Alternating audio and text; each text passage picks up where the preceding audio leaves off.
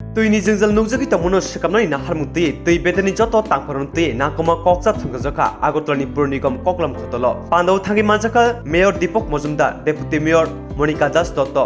AMCo ni Commissioner Shailesh Kumar Yadav khabai gubni rok o salni koksa Pandau Agartala Pur Nigam ni Mayor Deepak Majumdar Koklamo ni bisingo saka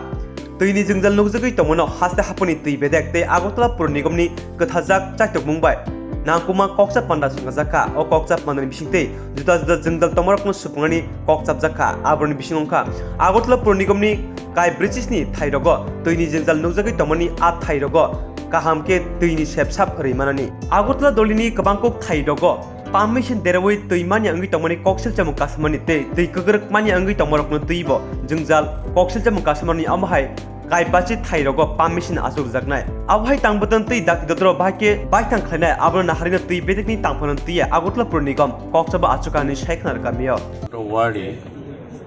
আমাদের বিশেষ করে পানীয় জলের সমস্যা নিরসনে আমাদের সরকার রাজ্য সরকারের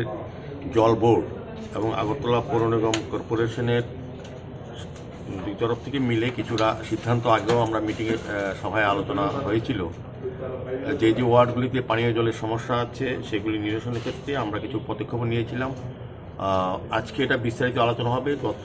মিটিংয়ে যে আলোচনা হয়েছে তার কতটা আমরা সফলতা পেয়েছি বা এই জলের যে ক্রাইসিস আগরতলা শহরের বিভিন্ন ওয়ার্ডে কিছু কিছু জায়গায় আছে এখনও সেগুলি নিরসনের ক্ষেত্রে কী কী ব্যবস্থা গ্রহণ করা উচিত সেক্ষেত্রে জল বোর্ডের সুপার ইঞ্জিনিয়ার সহ তাদের আধিকারিকরা এসছেন আমাদের আগরতলা পৌর নিগমের ডেপুটি মেয়র আমাদের এমআইসি মেম্বার জোনাল চেয়ারম্যানগণ আমাদের কমিশনার সাহেব ডক্টর শৈলেশ যাদবজি সাজ্জাদজি এডিশনাল কমিশনার সহ আমাদের যারা এই কাজের সঙ্গে যুক্ত আছেন এক্সিকিউটিভ ইঞ্জিনিয়ার প্রত্যেকে উপস্থিত আছেন তো মূলত আমরা আগে বলেছিলাম আগরতলা শহরে আমরা 48টা এপ্রিল আমরা করব যেটাকে আমরা বলা হয় 24টা হচ্ছে ডিডাব্লিউএস করবে না আর 23টা আমরা করব তো আইআরপি যেটা আমরা তাকে কোনো কোনো ওয়ার্ডে আমরা এখনো জায়গা ব্যবস্থা করতে পারিনি সেক্ষেত্রে কিছুটা অসুবিধা হচ্ছে আর যেখানে জায়গা পাওয়া গেছে সেখানে 47টা 24টা বোধ আপনাদের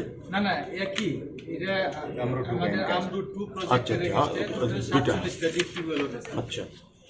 তো 47টা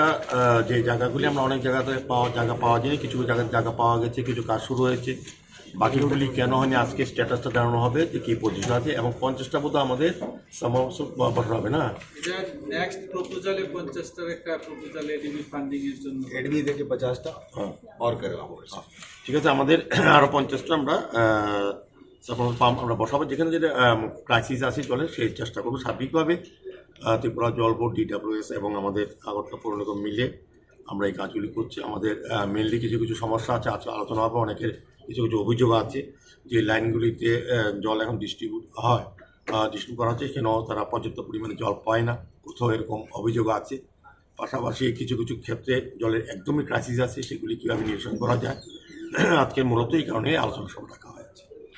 অনেক জায়গাতে দেখা গেল যে বিগত সরকারের আমলে পাইপ বসানো হয়েছে কিন্তু জলের কোনো সংযোগ করা হয়নি সেগুলোতে কি সংযোগ করা হবে না এটা বিষয়ে আজকে আলোচনা হবে এটা আগে অনেক সময় পাইপ লাইন করা হয়েছিল কিন্তু জলের সোর্স রেডি ছিল না সেই উদ্দেশ্যেই জলের সোর্সগুলি রেডি করা হচ্ছে এই সোর্স রেডি হলে সবাই জল পেয়ে যাবে আশা করছি আমরা আমাদের রাজ্য সরকার ডিডাব্লিউএস এবং জল বোর্ড যারা কাজ করছেন আমরাও চেষ্টা করছি যে সার্বিকভাবে শহরবাসী যাতে বিশুদ্ধ পানীয় জল পর্যাপ্ত পেতে পারে সেদিকে ব্যবস্থা গ্রহণ করা হবে অনেক জায়গায় দেখা যায় যে পানীয়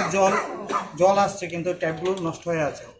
সবগুলো জল এমনি চলে যাচ্ছে কেউ না নিল অটোমেটিক পরে যাচ্ছে তো সেগুলো পাইপগুলোর মানে যে ট্যাপগুলো আছে এটার কোনো